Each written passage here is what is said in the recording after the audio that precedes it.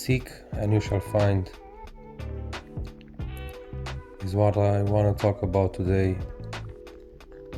First of all, I want to say hello to you, beautiful human listening to the sound of my voice, wherever you are in this world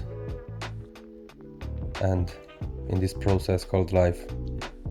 And second of all, I want to tell you that straight from the gate that I'm really ignorant. That's the only reason I would dare to speak about the Bible or a Bible verse, right? Because a sane, healthy, smart person will just take it as it is. So I started from the ignorant perspective. I started reading the Bible as a practical book. I have a Christian background. I am an Orthodox Christian, and my grandparents, my parents, a priest who's a friend of mine, all told me that the Bible is the Word of God, and that might be true. But that wasn't sufficient for me. It was like, okay, maybe, but it's also a book, so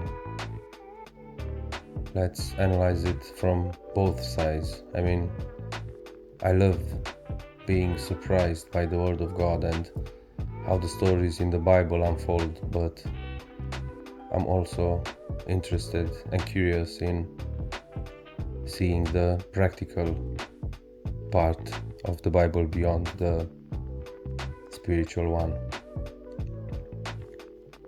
So the verse I want to talk to you about today is found in Matthew 7, and it's actually a promise that comes straight from the lips of Jesus Christ, the most beautiful, strong, healthy, and complete human being to walk the earth. So maybe it's worth looking into what he said. And one of those things is the promise that whoever seeks shall find. So seek and you shall find. Well, what should we seek for? There is a guarantee that if you seek, you will find, meaning that if you put in the effort, intentionally seeking requires effort, requires doing, requires investing time. But what should we seek for?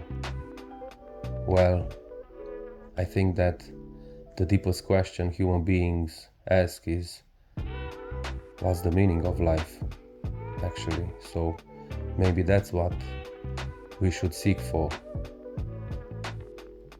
because everything else seems to be above that. Like any other question beyond what's the meaning of life is above that question. Yeah, what is happiness, what is wealth, what is money, what is a good life, whatever comes after the question, what is the meaning of life? So if you're seeking for the meaning of life, what should you be doing? How are you going to go about that? How do you start searching for the meaning of life, right? Because it is guaranteed that if you will search for the meaning of life, Jesus Christ tells us that whatever you seek for, you will find. And beyond of what you are seeking,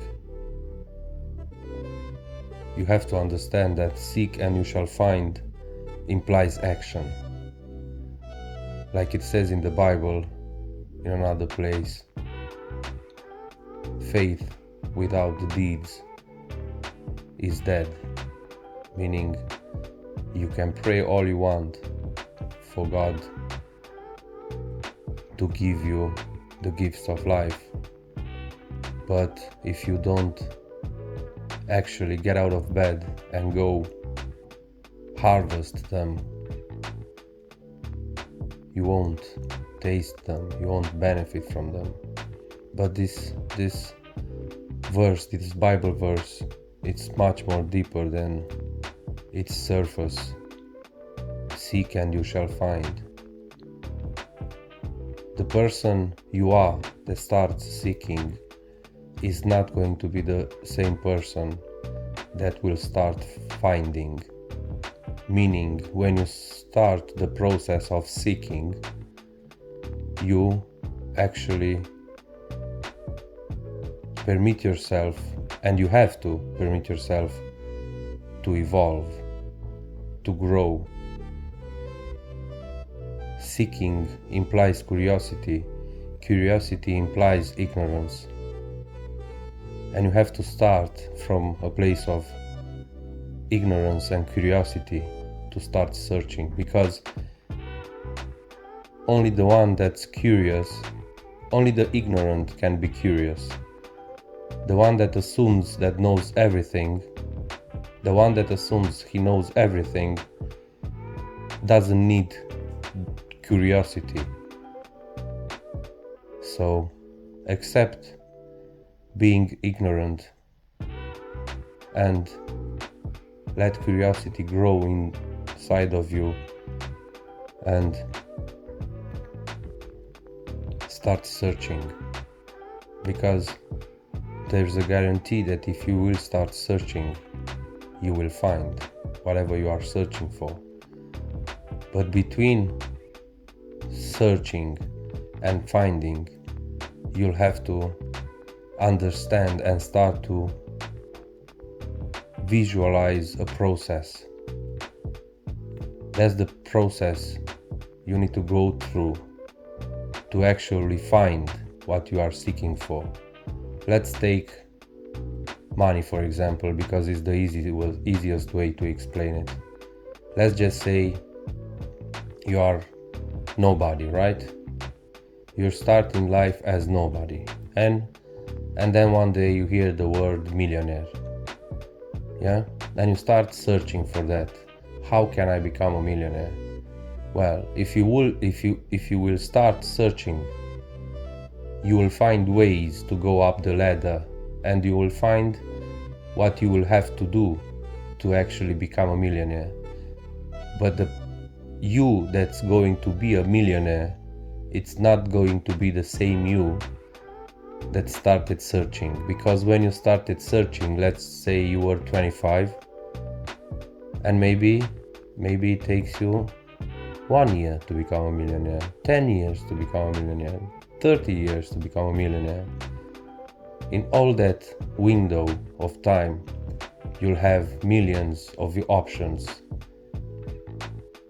to go about your daily business and conduct to become a millionaire. There's not only one way. Whoever tells you there are secrets to life are only telling you the ways they found to get from seeking to finding, from A to B. You'll have to understand that the Bible verse, seek and you shall find, implies the Chinese proverb that says, when the student is ready, the master will appear. Meaning, when you start searching, seeking, as you go on your way, people are gonna come into your life, maybe directly or personally, or maybe through social media, or maybe you'll get an idea from a movie, or maybe you'll get an idea from a song that you hear randomly on the radio on a Tuesday morning in August, going to buy your coffee from your favorite coffee place.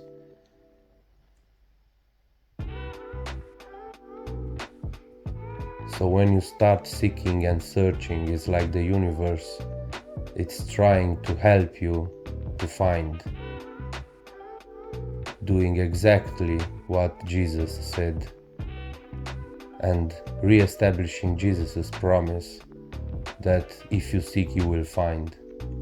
And whenever you will start seeking for something, you will also start seeing this. Maybe not at first, because at first, like I've said, you are ignorant and blind to whatever is around you. But as soon as you start searching, it's like you started stepping in one direction, and while you step in that direction on that road, the road shows itself to you, and as you progress on that road,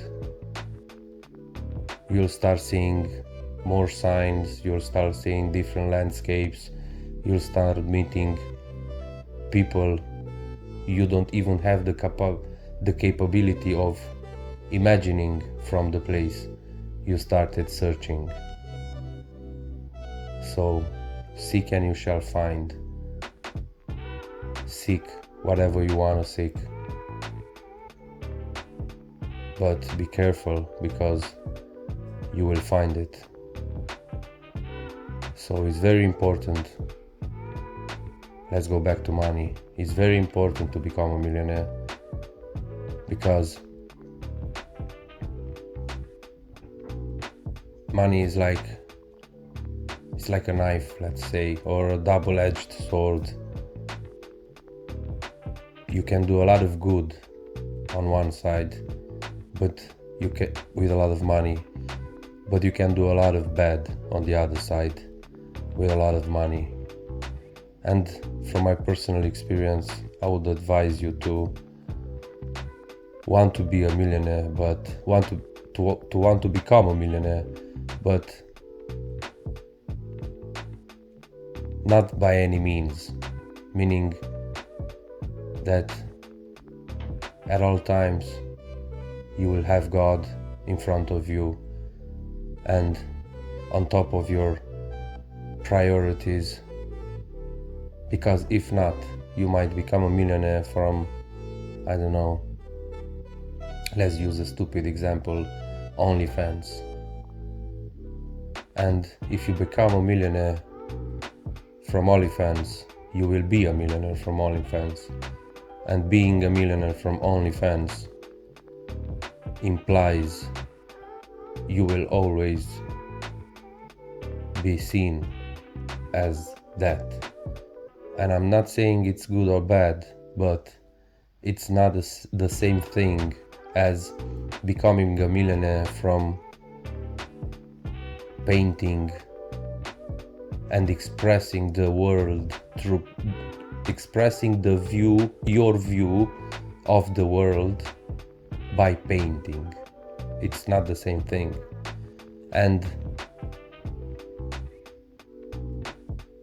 I think you should start seeking, and you should go about it, about your journey, life journey, with God on top of your values list, because that is gonna guarantee you a healthier you, meaning that when you get results, you'll have to pay a price for those results, and when you get them, you'll have to live with the price you paid and with the results you gained. So be very careful what price you pay, because you will have to live with the results, but you will also have to live with the price. And if you have to pay with your soul for something, I don't think that's a good trade. So think, seek and you shall find.